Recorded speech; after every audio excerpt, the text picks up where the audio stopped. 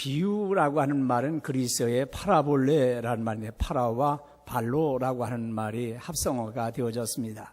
파라라는 말은 옆에, 곁에 그런 말이고 두다, 던지다, 발로라고 하는 말이 합성어가 되면서 그래서 옆에 두다, 곁으로 던진다 그런 뜻을 가지게 됩니다. 한 사물을 말할 때 다른 무엇을 옆에 갖다가 놓음으로 해서 대조도 되고 비교도 할 수가 있습니다. 그래서 비유라는 것은 옆에 두다, 곁에 놓다, 비교한다 그런 뜻이에요. 쉽게 예를 들어서 말하는 이야기를 비유라고 합니다. 예수님이 하나님의 나라를 설명하는데 쉽게 알아들으라고 비유로 설교를 하십니다. 오늘은 씨 뿌리는 자의 비유를 말씀을 본문을 가지고 설교를 하면서 실패도 있다. 그러나 많은 열매를 바라보자. 그런 제목으로 같이 은혜를 나누려고 합니다. 농부가 씨를 뿌리는 것은 풍성한 곡식, 열매를 수확하는 데 있습니다. 오늘 읽은 이 씨 뿌리는 자의 비유의 말씀에는 세 가지의 실패 사례와 세 가지의 성공 사례를 말씀하고 있습니다. 세 가지의 실패 사례는 길가에 떨어진 씨앗, 돌짝밭에 떨어진 씨앗, 그리고 가시덤불에 떨어진 씨앗은 실패한 경우입니다. 농사 짓는데 실패한 경우. 그러나 좋은 땅에 떨어진 씨앗은 100배의 결실, 60배의 결실, 30배의 결실을 맺는 그런 밭들이 있었습니다. 성공한 예입니다. 예수님이 비유를 사용해서 말씀을 선포하는데 우리가 꼭 주의해야 될 것은 비유를 말씀하려고 하는 중심 사상, 중심 주제는 한 가지라고 하는 점입니다. 비유는 결코 우화가 아닙니다. 우화는 읽혀지고 해석되어져야 되고 연구되어져야 하지만은 비유는 단순한 이야기로 들으라고 합니다. 비유는 사람들이 듣는 순간에 한 가지 진리만 깨달으면 됩니다. 많은 것을 상상하고 연구하고 단어 하나하나에 의미와 뜻을 부여하려고 그러면은 그래서 이 말은 이런 진리가 있고 이 말은 이런 것의 상징어이고 이런 식으로 비유를 해석하려고 한다고 그러면은 그것은 영해, 알레고리적인 그런 해석법이 되어지고 이단을 낳기도 하고 성경을 왜곡시키는 경우가 많이 있었습니다. 예수님은 하나님의 나라, 이 하늘나라를 설명하는데 좀 더 알아듣기 쉽게 설교하고 싶으셨습니다. 우리 예수님은 진리를 보다 더 쉽게 이해시키려고 비유를 사용하십니다. 밝히 드러내시는 계시적인 효과가 있습니다. 말씀을 전파하는 사람이 너무 어렵게 설명을 해가지고 듣는 분들이 무슨 말씀을 설교를 들었는지 하나도 못 들었다. 그렇게 되어지면은 아니 들은 것만 못하고 설교 아니한 것만 못할 수 있단 말이에요. 그래서 항상 듣는 사람들의 입장과 듣는 사람들의 형편과 듣는 사람들의 모든 분위기를 모든 영적인 그런 수준을 생각을 하면서 설교를 해야 됩니다.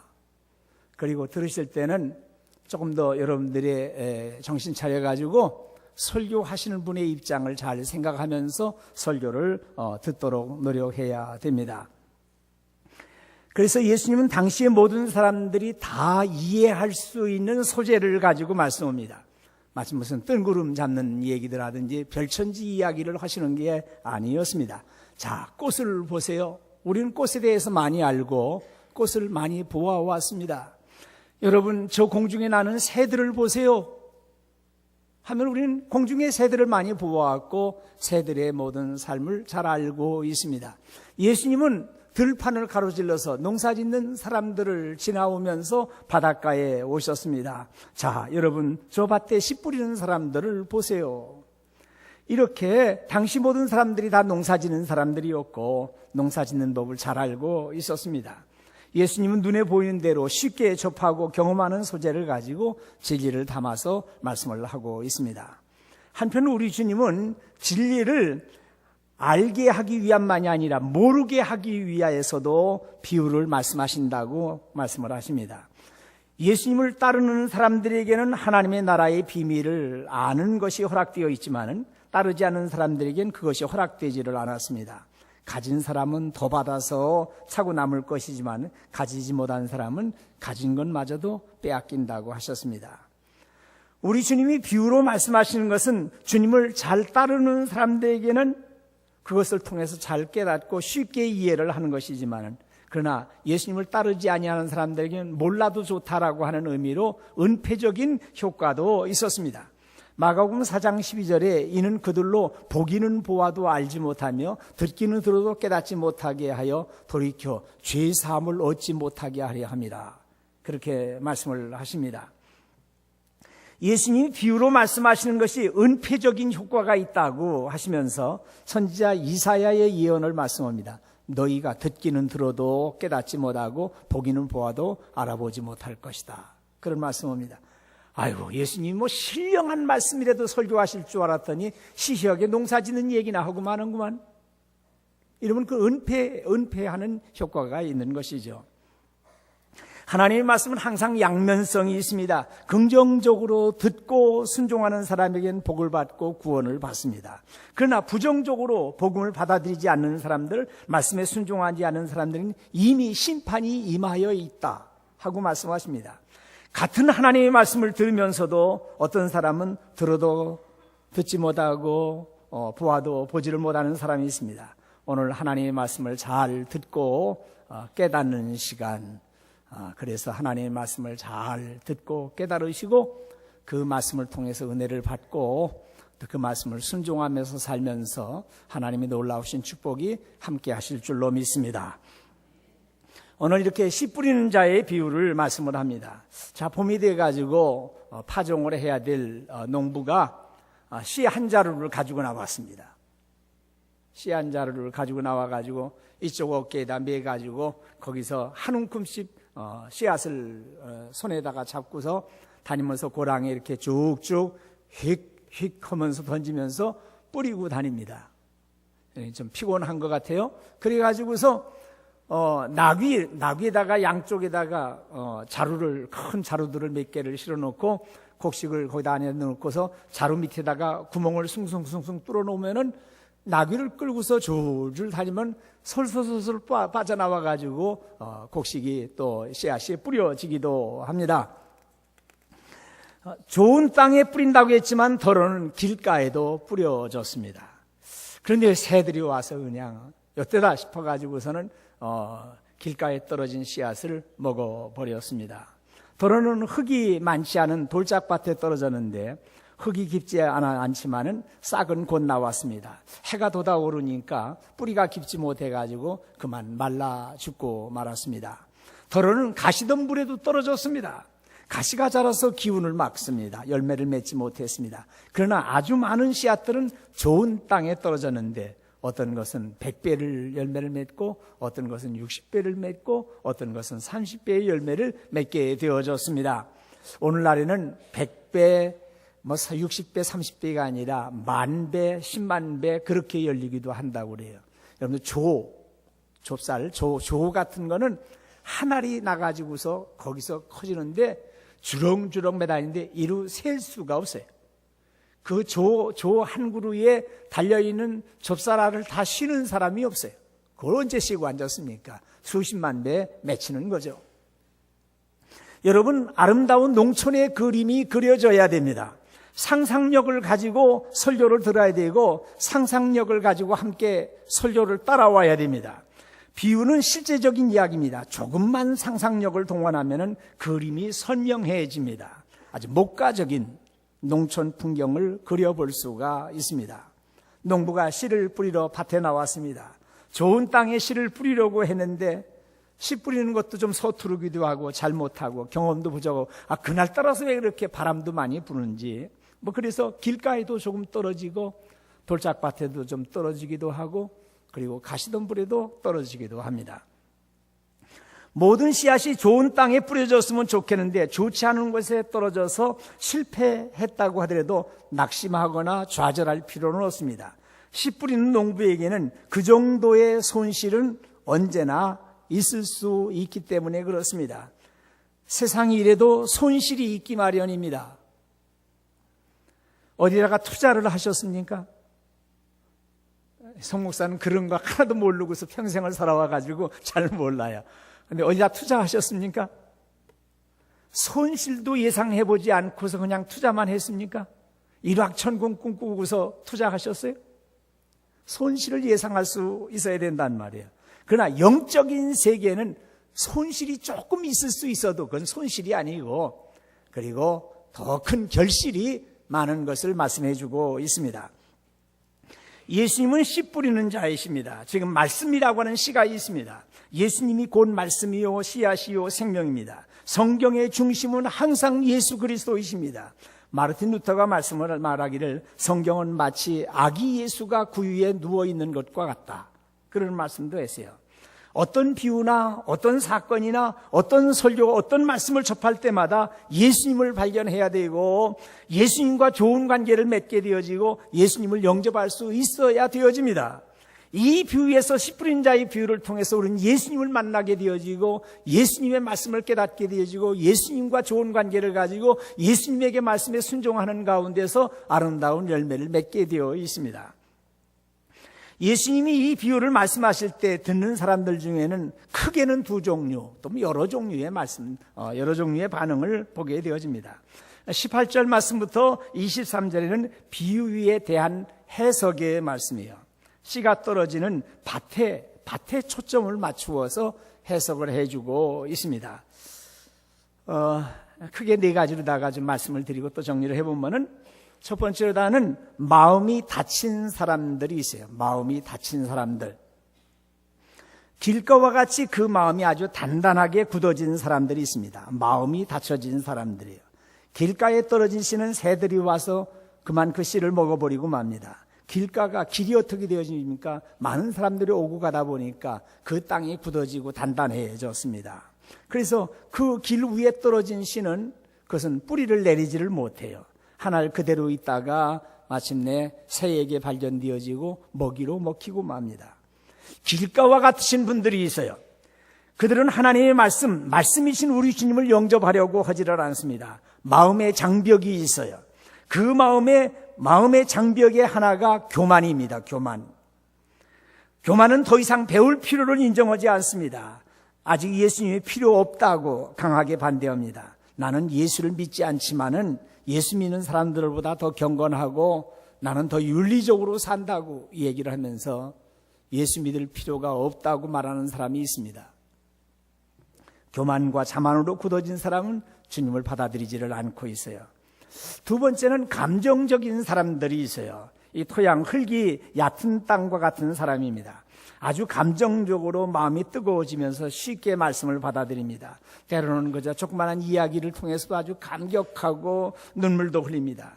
그러나 어려운 일을 닥치게 되어지고 힘든 일을 만나게 되어지면 그만 뒤로 물러가 버리고 맙니다. 어떤 사람은 말씀이 떨어지자마자 금방 감격합니다. 아주 열광적으로 반응합니다. 그러나 사람이 감정만으로 살아갈 수가 없지 않습니까?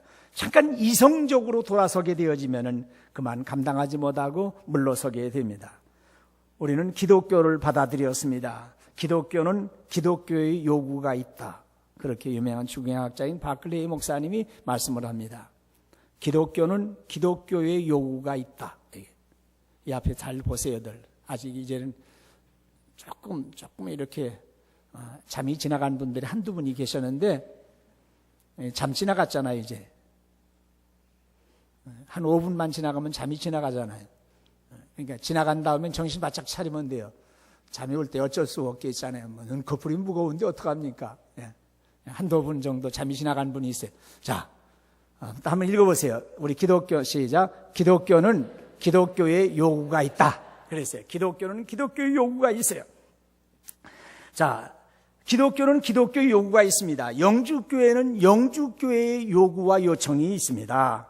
기독교를 받아들일 때 기독교의 요구도 받아들여야 됩니다. 기독교인들은 특권만 가지는 것이 아니라 책임도 져야 됩니다. 책임은 감당하지 않으면서 특권만 찾으려고 해서는 안 됩니다. 권리보다 책임이 커지게 되어졌을 때에 아이고 이건 아닌가 그래서 권리마저도 포기하는 사람들이 있어요. 다시 한번 얘기해 볼까요?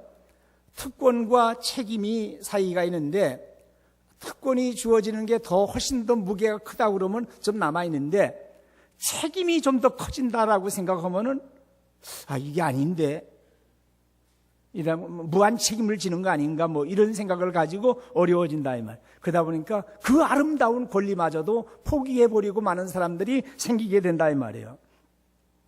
세 번째는 유혹에 약한 사람들이 있습니다. 돌짝밭에 떨어진 씨는 어려운 일, 부담되는 일, 연단이 싫어서 포기하는 경우였으면 가시덤불에 떨어진 씨는 열매를 맺지 못하는데 세상의 염려와 재물의 유혹으로 결실하지 못하는 경우입니다.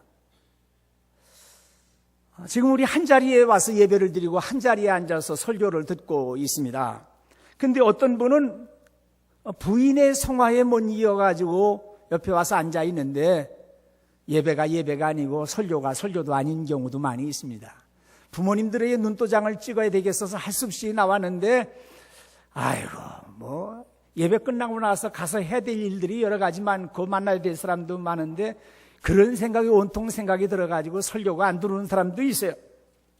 예배가 아니고 설교도 아니라 이 말이죠.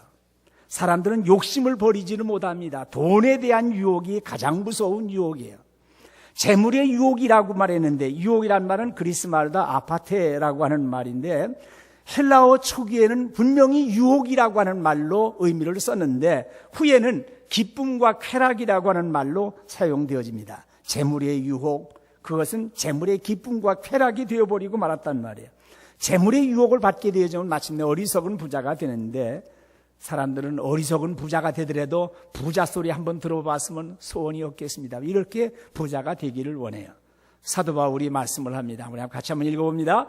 내가 이 세대에서 부한 자들을 명하여 마음을 높이지 말고 정함이 없는 재물에 소망을 두지 말고 오직 우리에게 모든 것을 후히 주사 누리게 하시는 하나님께 두라 그러셨어요. 자기 자신을 위해서 부자가 되고 싶은 사람들이 있다고 그러면 그 부 때문에 그 자식들이 싸움 나고요, 갈라지고 의상하고요, 난리 나는 사람들 참 많이 봤어요. 목회하는 현실에서 그거 많이 봤단 말이에요. 그러나 하나님을 위해서 부자가 되겠다라고 한다면 그 부를 잘 나누고 그 부를 누리면서 살아가는 사람을 많이도 보았어요. 가시덤불에 볼이나 밀 같은 곡식이 자라게 되어지면 가시나무가 모든 기운을 빨아가 버리고 맙니다. 가시가 기운을 빼앗아가 버리니까 열매를 맺지 못합니다. 마지막 힘을 내서 열매를 맺어야 하는데 자양분을 다 빼앗기고 보니까 빈죽정이가 되어지고 있습니다. 인생의 마지막에 들어와 있어요. 인생의 마지막을 사는 분들이 많단 말이에요. 마지막 전 먹던 힘까지 내가지고 신앙의 열매를 맺어야 되는데 세상의 재물의 유혹에 빠져가지고 세상 재미에 빠져가지고서는 빈죽정이만 맺혀져 있는 사람들도 보인단 말이에요. 나는 안 그럴 거야. 나는 안 그럴 거야. 그러나 내가 그렇다 이 말이에요.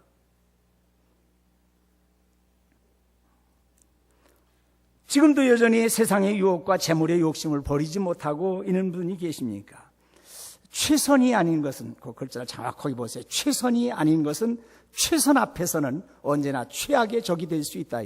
난 차선에 머무르는 정도, 이쯤 됐으면 신앙생활 한 거 아닐까? 이렇게 생각하는 최선이 아닌 것, 차선에 있는 그것은요, 최선 앞에 섰을 때는 언제나 최악의 적이 될 수도 있어요. 좋은 기업이 위대한 기업이 되지 못하는 것이 경우가 그렇습니다. 나 좋은 정도의 신앙인데 이런 정도로 가지고 있으면 위대한 신앙을 못 가지는 경우가 참 많이 있습니다. 우리가 직장 생활을 하고 계시잖아요. 왜 직장 생활을 잘해야 됩니까? 예수 잘 믿기 위해서. 여러분들이 다 가정을 가지고 있지 않습니까? 남편을 만나고 안정되어지고 아내를 사랑하고 자식에게 꿈과 소망을 심어주면서 공부 가르치느라고 애를 쓰면서 아름다운 가정을 이루고 있지 않습니까? 예수 잘 믿기 위해서. 다 같이 예수 잘 믿기 위하여. 예수 잘 믿기 위해서 좋은 가정 가져야 된다고요. 한 주간 동안 성실하게 살아야 됩니다. 예수 잘 믿기 위해서. 한 주간 동안 형편없이 세상 중심으로 살다가 주일날 와서 주일 난 예배 한 번 드리고 싹 갔다 그러고서 신앙생활 잘했으려니 어림도 없습니다. 한 주간 동안 말씀 보고요, 기도하고요, 가정에서 가정 예배 드리면서 애를 쓰면서 또 주일날 왔을 때 큰 은혜 받아요. 그런 사람들이 인생을 성공적으로 살아갈 수가 있습니다. 목사님들 예수 잘 믿으세요? 이 말은 고 한경직 목사님이 후배 목사님들한테 들려주신 말씀이에요.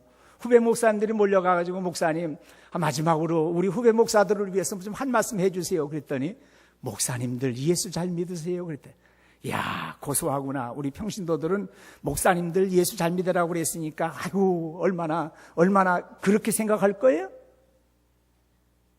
여러분들 다 예수 잘 믿어야 돼요. 마지막 신방 다니면서 예수 잘 믿자고 얘기하고 다녔어요. 예수 잘 믿자고. 예수 잘 믿는 것만이 인생을 성공한다고 말씀을 드리고 다녔어요. 예수 잘 믿고 인생을 성공해야 됩니다. 이제 그 네 번째로는 수용성의 사람들이 있었어요. 좋은 땅이 있단 말이에요. 100배의 열매를 맺는 밭, 60배의 열매를 맺는 밭, 30배의 열매를 맺는 밭이 있어요. 다 같은 밭이 아니에요. 여러분들 100배하고 30배하고는 큰 차이가 있습니다. 다 좋은 땅이라고 얘기할 수 있는데 좋은 땅도 다 등급이 있단 말이에요.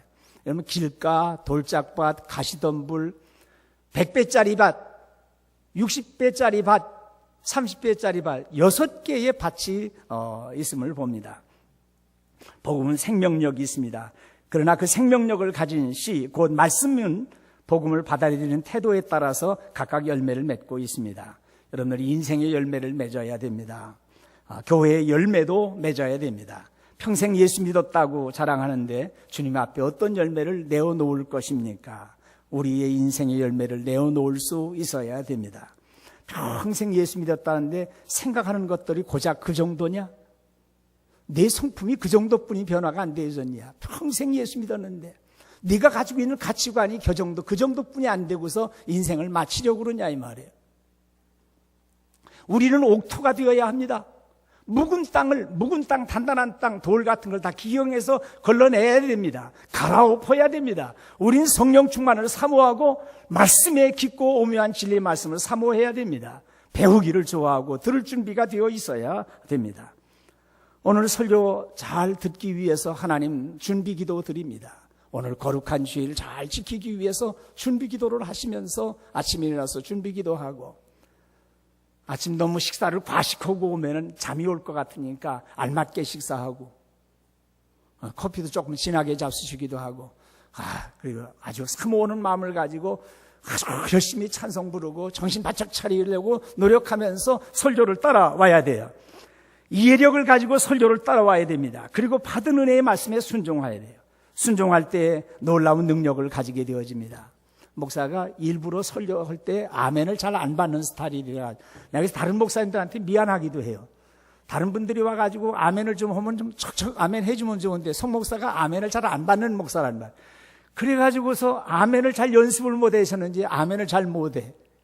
그러나 한 말씀 떨어졌을 때 고개를 끄덕끄덕 그래하면서 아멘, 아멘, 아멘이요. 그런 분들이 많이 있잖아요. 그렇게 설교를 들어야 돼요. 자, 이 비유는 씨 뿌리는 자의 비유입니다. 씨가 떨어진 여러 종류의 밭에 대한 비유는 아닙니다. 씨가 떨어진 밭에 대한 말씀은 초대교회 이후의 해석이라고까지 말씀을 합니다. 본래 우리 주님이 말씀하신 비유는 씨 뿌리는 자의 비유예요. 말씀을 전파하는 사람들에게 주시는 교훈입니다. 예수님의 말씀을 듣는 사람들, 청중에 대한 교훈도 부가적으로 주어지고 있지만은 먼저 말씀을 전파해야 되는 제자들에게 주시는 교훈이에요. 예수님을 따르는 제자들에게 어려움이 미쳐지고 있습니다. 예수님을 따른다고 해서 곧 성공하는 것도 아니고 지금 예수님은 회당에서 버림받고 길가로 바닷가로 쫓겨난 신세입니다. 예수님이 회당에서 설교하면은 배척합니다. 바리새인들이 비방하고 나옵니다. 사두개인들이 핍박을 합니다. 교권자들이 와서 조사를 합니다. 회당의 문이 닫혔습니다. 이제 예수님을 죽이려고 달려듭니다.